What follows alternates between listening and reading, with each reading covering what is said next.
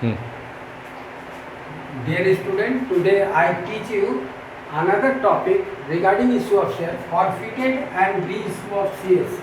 Forfeited का मतलब होता है जब्त कर लेना, जब्त मतलब सीज करना। जब कंपनी का कोई शेयर होल्डर, मान लीजिए वो अलॉटमेंट नहीं दिया, फर्स्ट कॉल नहीं दिया, फाइनल कॉल नहीं दिया, तो उस अवस्था में कंपनी उसके शेयर को क्या कर लेती है, फॉरफिटेड कर लेती है। फॉरफिटेड का मतलब जब्त करना, सीज कर लेना। जब्त कर लिया और उस शेयर को किसी दूसरे को रीइश्यू कर देता है। तो आज आपको टॉपिक में क्या पढ़ा रहे हैं, forfeited and reissue of share. फिर से समझिए, फॉरफिटेड का मतलब होता है जब्त करना। जैसे मान लीजिए कोई शेयर होल्डर से एप्लीकेशन दिया, अलॉटमेंट दिया, फर्स्ट कॉल दिया, फाइनल कॉल कंपनी मांगता रहा और नहीं दिया, तो कंपनी क्या करेगी, उसके शेयर को जब्त कर लेगी। तो उसको हम लोग क्या बोलेंगे, फॉरफिटेड। और उस शेयर को मान लीजिए कि ए से जब्त किया, वो किसको इश्यू कर दिया, बी को, तो उसको हम लोग क्या बोलेंगे, री इश्यू। उससे रिगार्डिंग एक क्वेश्चन देखिए, A limited forfeited 200 shares of ₹10 each held by Mr. X for non-payment of allotment ₹3 and first and final call ₹4. These shares were forfeited and reissued to Mr. Y for ₹8 per share. Pass general entry. फिर से समझिए, ए limited ने 200 share जब्त किया। कितना दाम था, 10 रुपया ईच था, प्रति शेयर का दाम 10 रुपये था। कौन लिया था, मिस्टर एक्स। उसने क्या नहीं दिया, नॉन पेमेंट, यानी उसने क्या नहीं दिया, अलॉटमेंट का 3 रुपया और फर्स्ट एंड फाइनल कॉल का 4 रुपया उसने नहीं दिया। तो उसने क्या दिया, इसका मैंने खाली एप्लीकेशन दिया। दीज शेयर वे फॉरफिटेड, जब्त कर लिया और उसको रीइश्यू कर दिया कंपनी, किसको, मिस्टर वाई को। कितने में किया, 8 रुपीज पर शेयर में। फिर से समझिए, ए लिमिटेड ने 200 शेयर जब्त किया, 10 रुपया वाला किससे, मिस्टर एक्स का, क्योंकि उसने क्या नहीं दिया, अलॉटमेंट का 3 रुपया नहीं दिया और फर्स्ट एंड फाइनल कॉल का 4 रुपया नहीं दिया। तो उस शेयर को कंपनी ने फॉरफिटेड किया और रीइश्यू कर दिया मिस्टर वाई को। देखिए, एक्स का शेयर फॉरफिटेड हुआ और उसको इश्यू किया वाई को, तो इसको हम लोग क्या बोलेंगे, रीइश्यू। कितने में किया, 8 रुपीज पर शेयर। तो पास आपको क्या जनरल एंट्री बनाना है।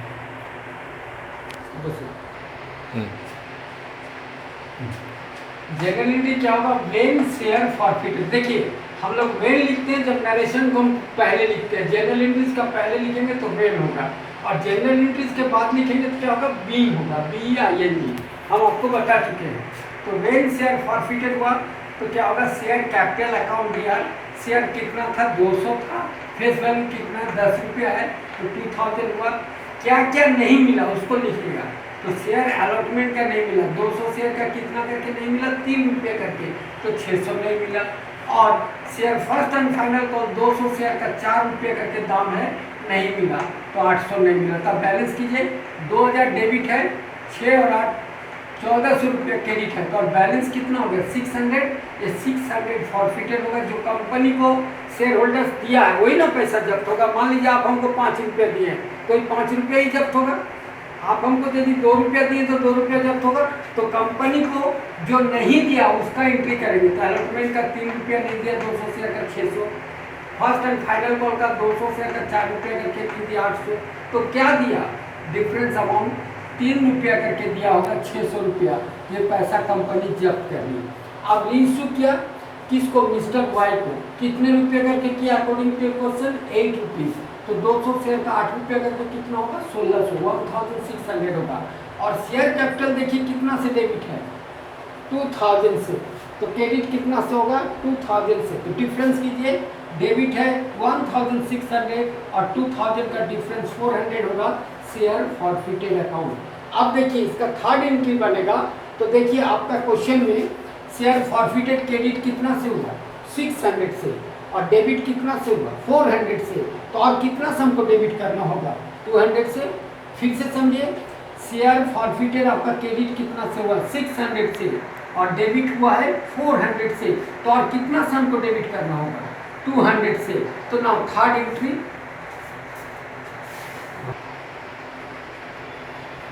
देखिए थर्ड एंट्री में क्या होगा, when balance of forfeited amount transfer to capital reserve. जो बैलेंस फॉरफिटेड अमाउंट का आपको जनरल एंट्रीज में देखिए, पहला फॉरफिटेड क्रेडिट कितना हुआ था 600 से, और डेबिट कितना से हुआ था फॉरफिटेड 400 से, तो और कितना सम डेबिट करेंगे 200 से, तो एंट्री क्या होगा शेयर फॉरफिटेड अकाउंट यार to capital reserve.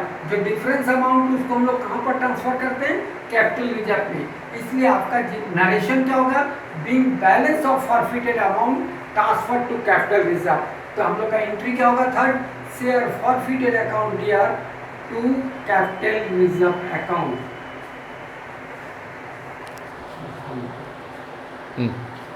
Next question, question number 8.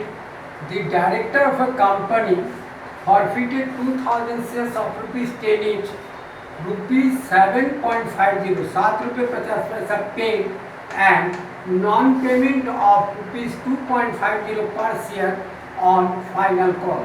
Out of these shares, only 1,800 shares reissued at rupees 6 per share. Pass journal entries with clear working notes. फिर से समझिए, कंपनी के डायरेक्टर ने 2000 share का 10 रुपये करके था, जिसमें से 7 रुपीज 50 पैसा, 10 में से 7.5 रुपये पेड हो गया, और 2 रुपये 50 पैसा फाइनल कॉल का नहीं मिला, जिसके चलते कंपनी ने क्या किया शेयर को फॉरफिट किया।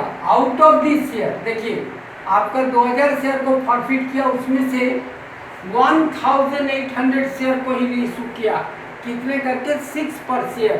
तो आपको क्या करना है general entries banana with clear working notes, ठीक है। देखिए पहला एंट्री होगा व्हेन शेयर फॉरफिटेड, जब शेयर को फॉरफिटेड किए तो क्या होगा शेयर कैपिटल अकाउंट यार। देखिए शेयर का वैल्यू 2000 शेयर है 10 रुपये करके, तो 20 शेयर होगा। क्या चीज़ नहीं मिला, मैं बार बार बोला जिस जो नहीं मिला उसको लिखना है। तो शेयर फाइनल कॉल का नहीं मिला, 2000 शेयर का 2 रुपीज़ 50 पैसा, तो 2000 इंटू 2 मल्टीप्लाई बाई 2.50, तो 5000 रुपये नहीं मिला, तो कितना मिला 15000 मिला ना। देखिए फिर से समझिए, शेयर का फेस वैल्यू है 2000 शेयर का 10 रुपये करके, तो आपका हो गया 20,000 रुपया। आपको क्या नहीं मिला फाइनल कॉल का 2000 शेयर का 2.50 नहीं मिला, तो 2.50 ऑफ 2000 दिस वन इज 5000। और तो मिला कितना बैलेंस कीजिए, 20 में 5 नहीं मिला, तो 15000 मिला, क्लियर। नेक्स्ट आप इसको रीइश्यू कर रहे हैं, वो भी पूरा नहीं कर रहे हैं। देखिए आपने फॉरफिट किया 2000 शेयर, आप इशू कितना करें 1800 शेयर, तो बैंक अकाउंट दिया 1800 इंटू कितने रुपये करके कर रहे हैं according to your question 6 rupees पर शेयर, तो this one is 10,800। Share capital आपका 1800 शेयर का फेस वैल्यू कितना होना चाहिए 10 रुपीज़ है, तो 18,000 होगा। अब 18,000 और 10,800 का डिफरेंस कीजिएगा, तो शेयर फॉरफिटेड कितना हो गया 7,200। अब आप गलती नहीं कीजिएगा कि आप बोलिएगा सर आपने बताया था शेयर फॉरफिटेड 15,000 से क्रेडिट है और डेबिट है, आपको 7,200 से डिफरेंस अमाउंट नहीं होगा। इसलिए नहीं होगा कि आपने फॉरफिट किया 2000 और रीइश्यू किया 1800, तो इसका प्रोपोर्शनेट निकालना होगा, ठीक है। समझिएगा कैलकुलेशन। देखिए वर्किंग नोट्स क्या होगा, देखिए 2000 शेयर पर आपका फॉरफिटेड अमाउंट कितना है अकॉर्डिंग टू योर का फर्स्ट जनरल एंट्री 15,000 है, और आपने रीइश्यू कितना किया 1800 शेयर, तो 2000 में 15,000 है, तो 1800 में क्या होगा क्रॉस मल्टीप्लिकेशन कीजिए 15,000 इंटू 1,800 बाई 2000, देखिए होगा ना 15,000 2000 शेयर में आपका कितना था 15,000, तो 1,800 शेयर में फॉरफिटेड कितना होगा, इतना ही आपने इशू किया, तो 15,000 into 1,800 by 2000 and this amount is 13,500 होगा। तो आपका फॉरफिटेड अमाउंट जो 15 है वो 2000 शेयर पर है, इसलिए 1800 में कितना होगा 13,500, और आपका क्रेडिट फॉरफिटेड अमाउंट कितना है 7,200, तो डिफरेंस कितना होगा 6,300। तो शेयर फॉरफिटेड कितना से डेबिट होगा 6,300 से टू कैपिटल रिजर्व। नरेशन क्या होगा being balance of forfeited amount transfer to capital reserve, okay.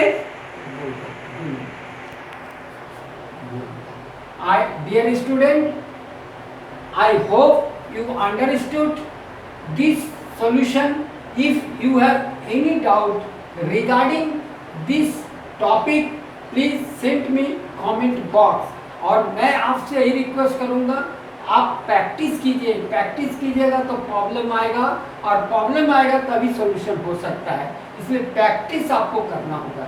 Thank you.